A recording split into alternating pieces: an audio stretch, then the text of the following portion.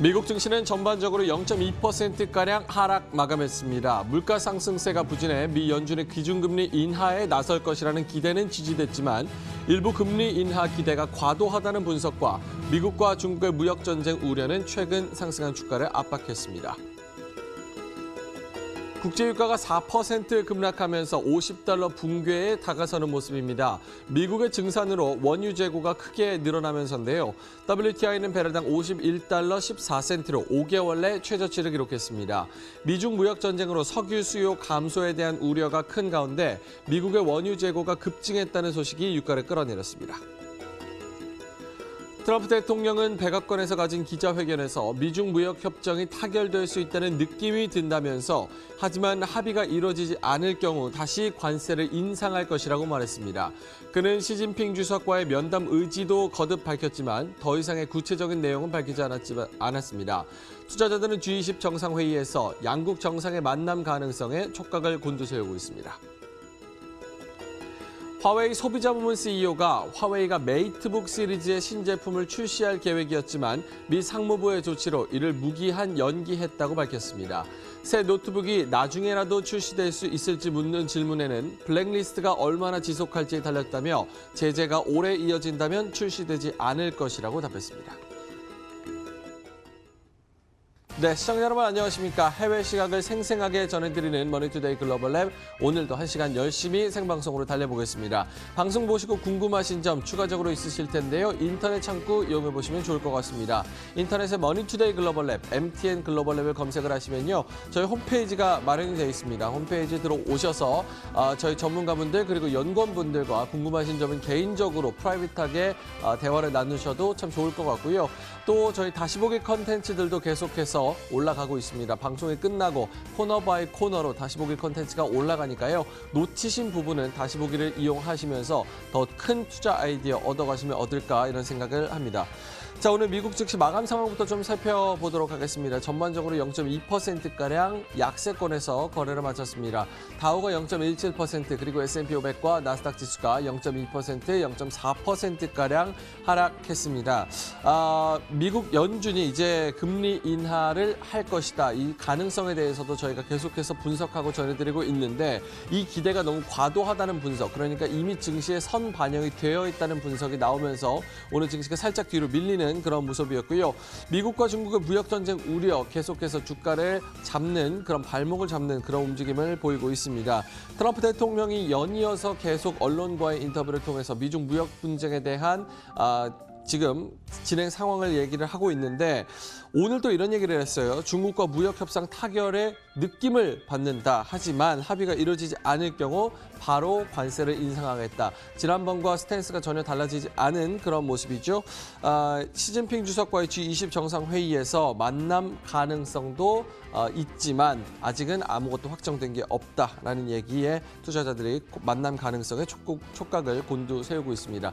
전체적으로 0.2% 그리고 나스닥이 가장 크게 밀렸는데요. 또 오늘 나온 보도로는 이제 뭐 애플이나 페이스북 같은 기업들, 거대 IT 기업에 대한 반독점법 조사 주별로 이제 진행이 되고 있다고 합니다. 뉴욕에서는 페이스북과 애플, 그리고 루이지애나, 그리고 다른 주에서도 각각 주별로 이 반독점법에 대한 조사가 들어갔다는 점, 그 부분이 이제 또 기술주를 짓누르고 있는 그런 상황입니다.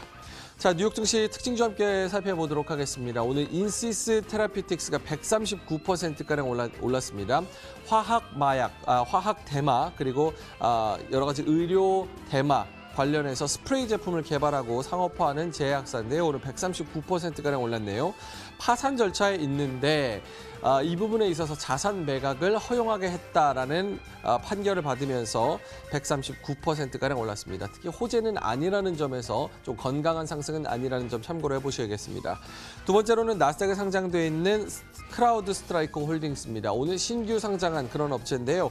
클라우드 기반의 사이버 보안 프로그램사입니다. 오늘 신입생으로 신규 상장하면서 70% 넘게 상승했습니다.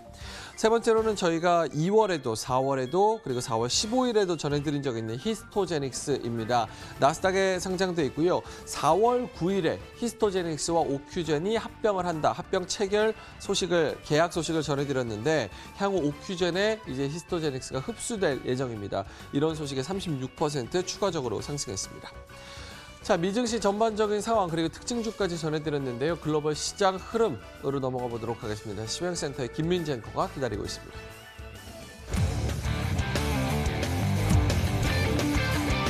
私たちは皆さんを待っています。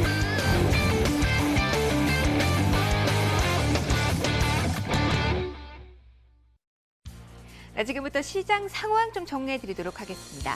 지금 시장에는 너무 오래된 악재, 너무 오래된 호재만 남아있는 상황입니다.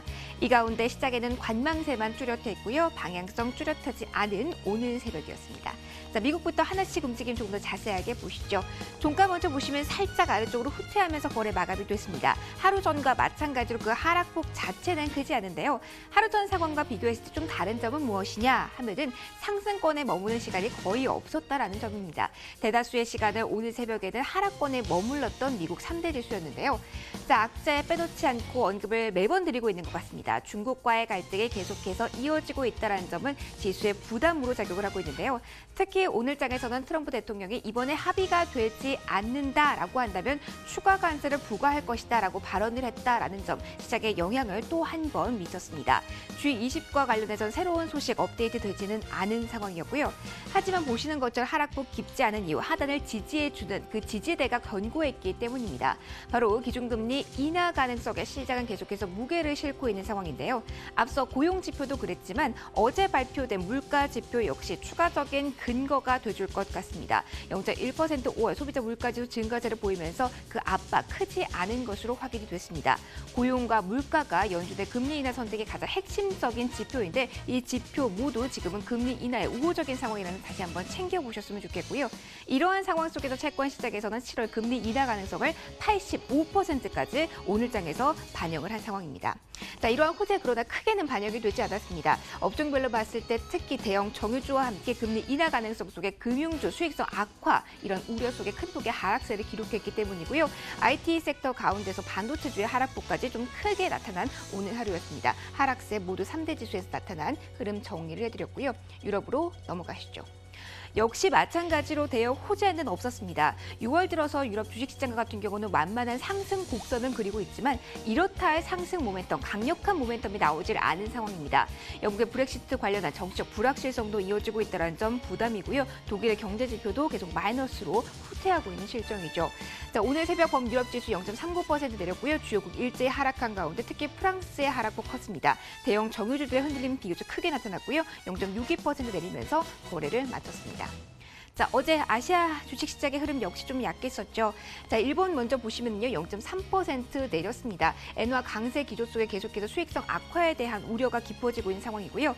그러나 일본 내부에서는 어제 짝에서 호재가 있기는 했습니다. 핵심 기계류 수주가 나왔는데 4월분이 나왔습니다. 감소할 것이다라는 예상을 뒤엎고 증가세를 나타내기는 했지만 지수를 끌어올리기엔 좀 역부족이었고요. 중화권 주식시장의 흐름 이어 좀 살펴보도록 하겠습니다. 미국과 마찬가지로 물가 지표를 이날 짝 좀 소화를 하긴 했는데요. 5월 소비자 물가지수가 2.7% 증가, 지난 15개월 만에 가장 큰 폭의 상승폭을 기록했는데요. 경기 둔화와 맞물려서 물가까지, 그러니까 식품 가격까지 급등하면서 주민 생활을 더욱더 압박할 것이다. 앞으로의 상황은 더욱더 악화될 수 있다라는 쪽으로 해석이 됐습니다. 중국 상하이 종합지수 2,900선에서 거래 마무리가 됐고요. 중화권 주식시장 가운데 가장 크게 조정을 받은 것은 홍콩의 항생주주였습니다. 뉴스 보셔서 아시겠지만 12 상황 격화되고 있는데요. 이런 불확실성 속에 매도세가 촉발되면서 거의 2% 가까운 조정을 받았습니다. 그나마 대만 가권지수 선전하면서 강보합권 정도에서 시세 마무리가 됐습니다. 역시 경기에 민감하게 반응하는 것이 동남아시아 주식시장입니다. 중국의 경기 둔화와 맞물리면서 전반적으로 하락 흐름이 우세했는데요. 가장 크게 흔들림 나왔던 쪽은 베트남 주식시장입니다. 0.82% 내렸고 특히 최근 들어서 금융섹터와 함께 부동산주에 대한 차익 실현 매물 많이 나오고 있다는 부분은 꼭 체크를 해두셔야겠습니다. 인도네시아 그리고 싱가포르 주식시장 역시 하락권에서 거래 마무리가 됐네요. 자, 주식시장 움직임 보셨고요. 이제 외환시장으로 넘어가도록 하겠습니다. 주요 6개국 통화 대비 달러 가치를 나타낸 하는 달러 인덱스 어떻게 등락 나왔을까요? 다시 한번 97레벨대는 회복을 했습니다. 0.32% 달러와의 강세가 나타난 오늘 새벽이었고요. 유가에 대한 기사들이 오늘 많이 쏟아졌습니다. 특히 미국의 원유 재고가 감소했을 것이다라는 예상을 뒤엎고 깜짝 증가세, 그것도 200만 배럴 이상 증가세를 기록한 것으로 확인이 됐습니다. 여기에다가 이렇게 재고는 늘었습니다. 그런데 어디에 갈까? 수요 둔화에 대한 우려까지 겹치면서 큰 폭의 하락세를 기록했는데요. 51달러 선 위태롭게 지켜냈습니다. 4% 하락이었고요. 브렌트 역시 흔들림 강하게 나타나면서 60달러 선으로 후퇴해 그 하락폭은 3.7%로 집계됐습니다. 비철 금속 시세 보시죠. 금과 같은 경우는 계속해서 조용한 움직임이 이어나가고 있는데요. 살짝 위로 올라서면서 그 상승폭 0.4%로 기록이 됐습니다. 자, 오늘은 마지막으로 필라델피아 반도체 지수 체크해 보시죠. 앞서서도 언급을 드렸다시피 오늘 IT 그 내부에서 반도체주에 대한 하락폭이 깊었습니다. 특히 중국의 경기 둔화에 대한 우려 그리고 미중 갈등이 격화되면서 갑자기 업체에 대한 그 수익성 우려가 더욱더 깊어졌다고 보시면 되는데요. 필라델피아 반도체 지수가 2.3%나 밀리면서 큰 폭의 하락세를 기록한 오늘 하루였습니다. 자, 시장의 전반적인 움직임을 쭉 둘러보셨습니다. 이제 종목에 대한 이야기로 넘어가 볼까요? 월간은 어떠한 종목에 주목했을까요? 어떤 투자 의견을 왜 제시했을까요? 이에 대한 내용 오늘 명민준 앵커와 이어서 함께 하시죠.